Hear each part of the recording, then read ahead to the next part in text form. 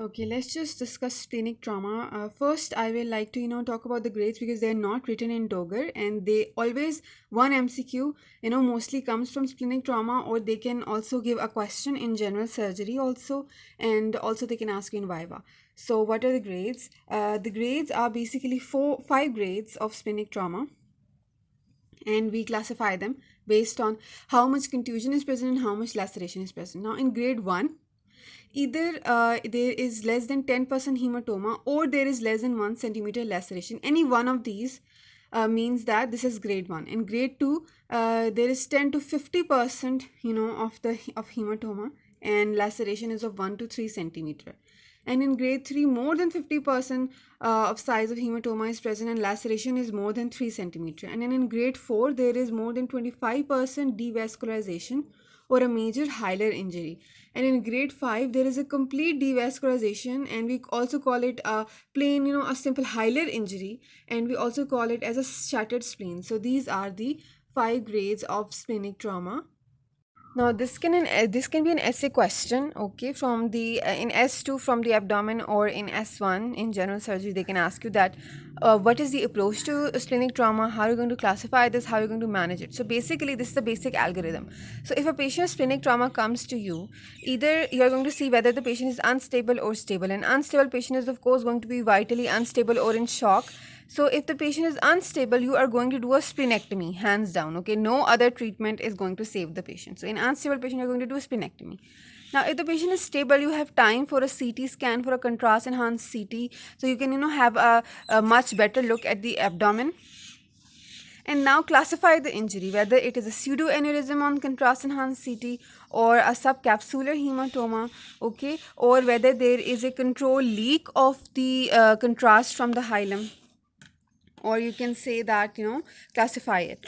So if there is a pseudoaneurysm, which is basically blood is going to be present between two walls.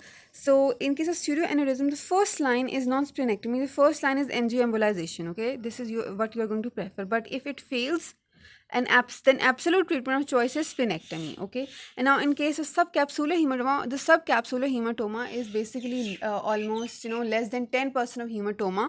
So this is equal to grade 1. I just discussed the grades, right? So in grade 1 injury, you are going to have a subcapsular hematoma, which is going to be less than 10%.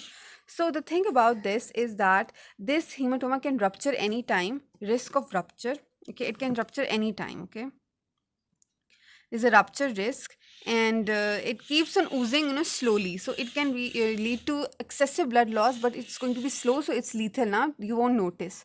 And we call this splenic fracture when it is when it ruptures suddenly. We call it a splenic fracture, and an uncontrollable bleeding suddenly occurs. So that's why you're going to do a splenectomy in case of subcapsular hematoma. This is the choice, nothing else. Now, if there is a control leak of contrast from hilum, this means that there is a constant oozing which is slow and controlled. So in that case, the first sign is also angioembolization, similar to pseudoaneurysm. But if this fails, you are going to do a splenectomy.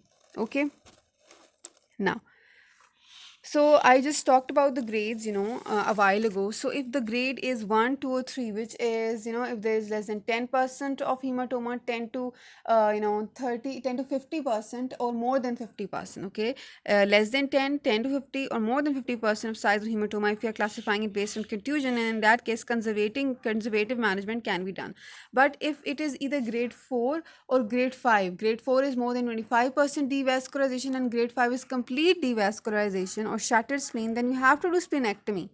There is also an option of splenography, but splenography is not preferred because in this case you need a functional spleen. So at least 50% of spleen should be functional if you want to do a splenography. But we also have the option of splenography. You can also mention it, but you also have to say that we prefer splenectomy in grade 4 and 5. Will you know that there is a splenic injury, okay, without any investigation?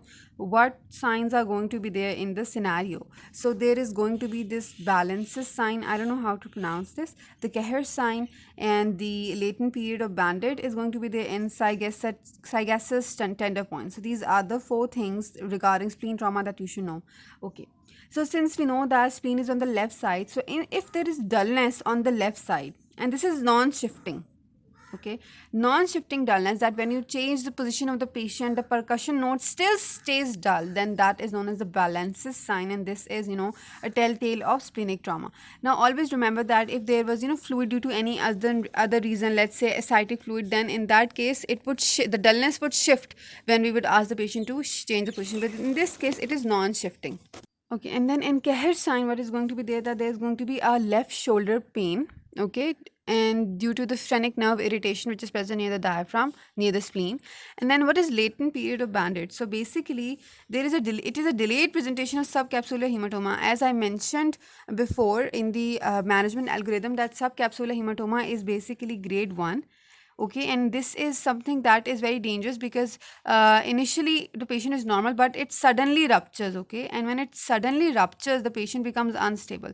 So that time in which it has not ruptured and it is quiet, that is known as the latent period of bandit. Okay, and then suddenly there is, the rupture of the hematoma and delayed presentation is there. So latent period of bandage is also present in splenic trauma. Now, Sagacious tender point is basically between the sternocleidomastoid and the scalenus muscle on the left side in the neck. You are going to find a tender point. This is known as the Sagacious tender point. So these are the four things that any one of these can be given in the scenario, and you will have to diagnose that this is splenic trauma, and then they will ask you the grades and management. Okay. So what are the investigations that you are going to do? So whenever you know that splenic trauma is, a topic of abdominal trauma, and in abdominal trauma, suddenly you don't have a lot of time to do, an unstable patient, you cannot go for a CT. So you have to quickly do a fast scan, okay? This fast scan tells you, that if there is hemoperitoneum, okay? So if the patient is unstable, you can go for a fast scan. But if the patient is stable, then in that case, absolutely you have time for, as we discussed before, a CT. In a stable patient, you have time to do a contrast enhanced CT. But in unstable, you don't have time. So either you diagnose it clinically or you do a fast scan.